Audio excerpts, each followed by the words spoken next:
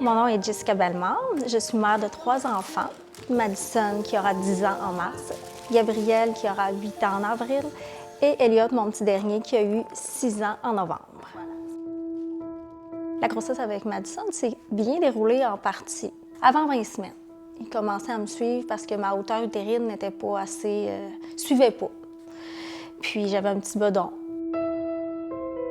J'ai été suivie en clinique de gare pour Madison parce que là, il soupçonnait soit un petit bébé ou il essayait de voir qu'est-ce que ça pouvait être. Il ne trouvait pas parce que justement, elle était petite.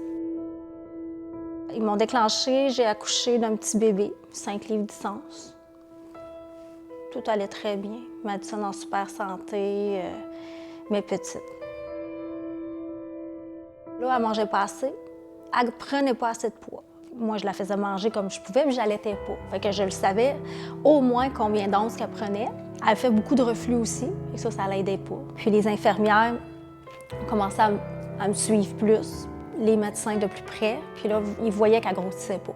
C'était comme ça au début, leur inquiétude. Donc, elle était toujours en bas, très en bas du percentile. Fait que là, c'est là qu'ils ont commencé à chercher.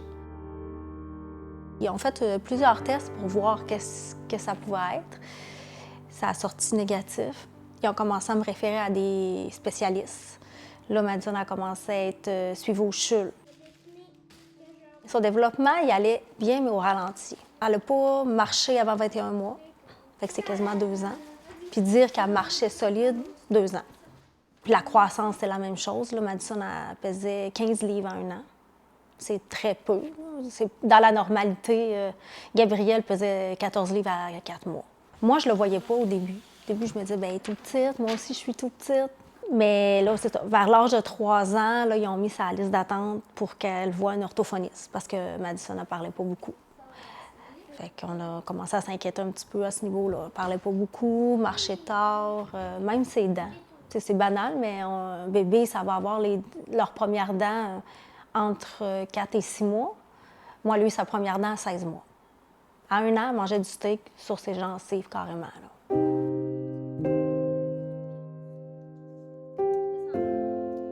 Quand elle a commencé la maternelle, c'est là que c'est sûr que la maternelle, j'ai trouvé ça difficile parce que elle n'était pas rendue là. C'est drôle à dire, mais pour elle, dans son développement, elle n'était pas rendue à 5 ans. J'ai quand même eu la chance d'avoir un très bon professeur pour Maddy, une psychologue qui est venue aussi, qui m'a rencontrée par la suite. Puis là, c'est là que j'ai su qu'elle avait une déficience intellectuelle légère. Fait que ça, c'est sûr que sans avoir de diagnostic encore, bien sûr, ça se bouscule. Là. Puis là, tu te dis, t'as hâte qu'il trouve, tu veux pas en même temps qu'il trouve. Parce que tu veux pas avoir de mauvaises nouvelles. Tu te dis là, je vais apprendre que finalement, c'est quelque chose de plus grave que je pense. C'est sûr que ça a engendré beaucoup de suivi. Ils l'ont aussi mis sur la liste d'attente génétique. Ça a pris 3 ans avant qu'on soit vu en génétique. On a tombé dans la COVID, manque de personnel. Donc, le diagnostic à Madison a sorti, elle avait 7 ans. J'ai été 7 ans sans savoir ce que Madison avait. Qu'est-ce que tu fais, Maddy, avec le toutou? Quand un médecin t'appelle, qui a fait des tests, puis que là, il veut te voir, c'est sûr que là, il y a quelque chose. Ils ont trouvé. On attend le rendez-vous. On est monté. Cette fois-ci, tous en famille. Les garçons aussi, parce que là, je me doutais que j'allais savoir. Puis là, quand on est rentré dans le bureau, puis qu'il m'a dit, j'ai trouvé ce que Madison a là. Madison a le NSD2. Je me souviens, j'avais les mains moites, là, je comprends pas. Là. C'est quoi ça, le NSD2? Il dit, je t'explique. Honnêtement, ils m'ont expliqué, puis j'ai tout oublié. Mon corps a fait... Ouf. Il y avait une amie qui m'avait dit, t'enregistreras. J'ai pas pensé. Mais je me souviens qu'il m'avait dit, appelle-moi si t'as des questions. Une semaine après, je l'ai rappelé, parce que là, j'ai dit, je comprends pas ce que ma fille a.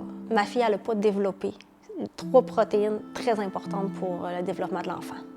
Puis ça, c'est dans ma grossesse, là. Elle a tout simplement pas ces protéines-là. Fait que ça, c'est important pour le développement normal de l'enfant. Fait que vu qu'elles sont manquantes, ça ralentit. Ça vient vraiment ralentir son développement. Fait que c'est là qu'on a compris, OK, c'est ça qui amène tout ce qu'on cherchait depuis 7 ans. Fait que vu que les choses sont plus difficiles dans la rétention de l'information, elle a eu un trouble de langage, c'est vraiment comment elle va percevoir aussi l'information. Des fois, elle va dire des choses, il n'y a pas de cohérence des fois dans ce qu'elle va dire, mais pas par sa faute, là, mais on voit vraiment que le gène est là, des fois. Mais moi, je le vois.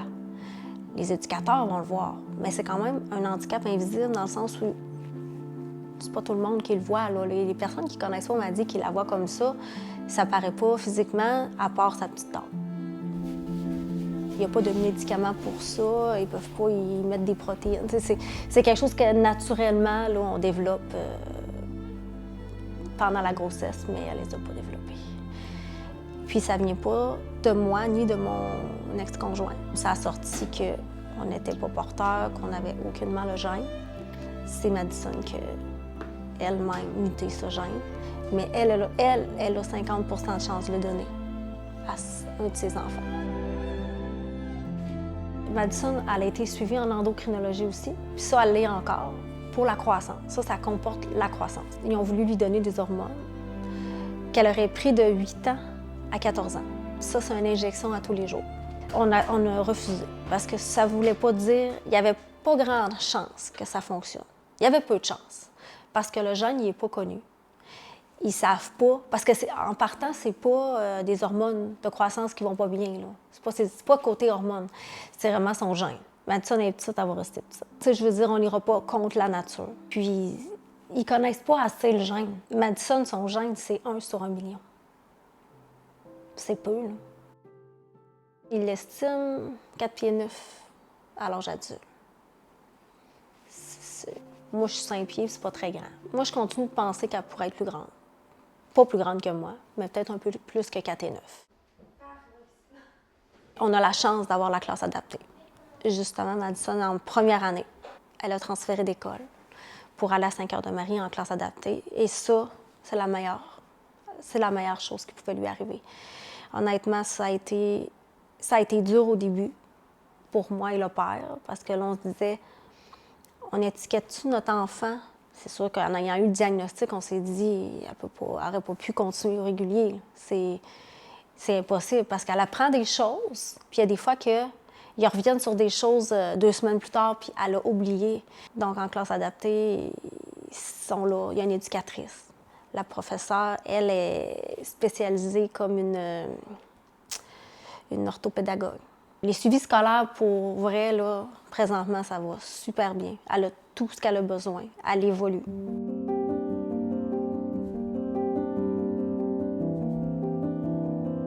Là, elle est en 4e année, mais elle commence un petit peu à lire, mais c'est difficile. En normalité, souvent, c'est ça. L'enfant va apprendre à lire en première année. Madison, elle commence. Elle écrit. Je pense qu'elle a moins de difficulté à écrire qu'à lire. Mais ça, c'est... Elle chemine à son rythme. Puis ça, son professeur, moi, elle me dit toujours, je suis fière d'elle. Elle travaille fort, elle fait bien ses travaux. Elle veut. Oh, c'est quoi? Elle écrit, tu as fait une belle journée. Tu as fait des belles journées. Ça commence par... Très... belle... Beau. Dit... Tout.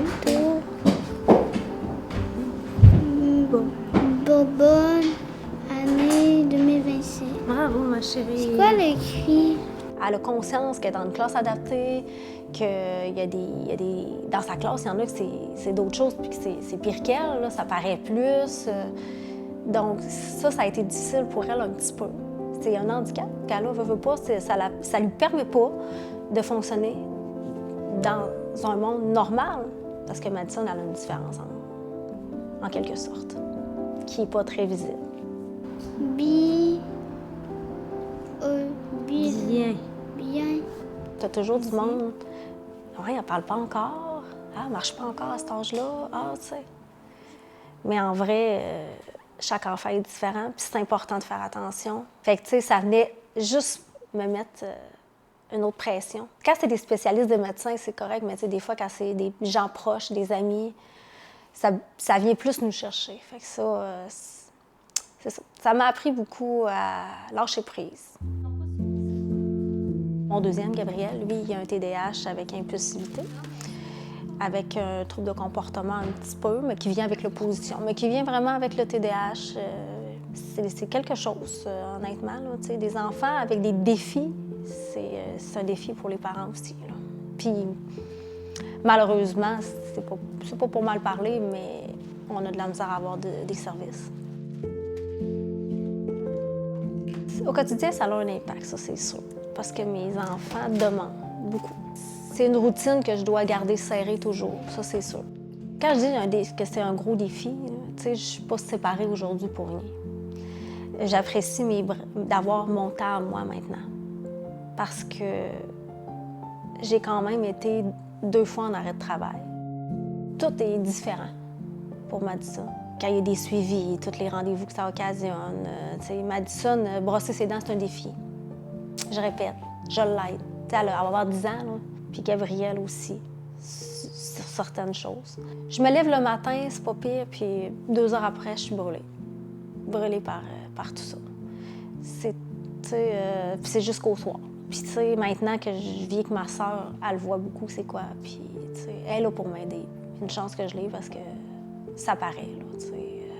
Ça me permet de souffler, d'avoir juste une épaule, là, juste quelqu'un qui est à côté de moi et qui comprend. Là. La maternité m'a amené des défis, bien sûr, mais m'a fait grandir, vraiment beaucoup.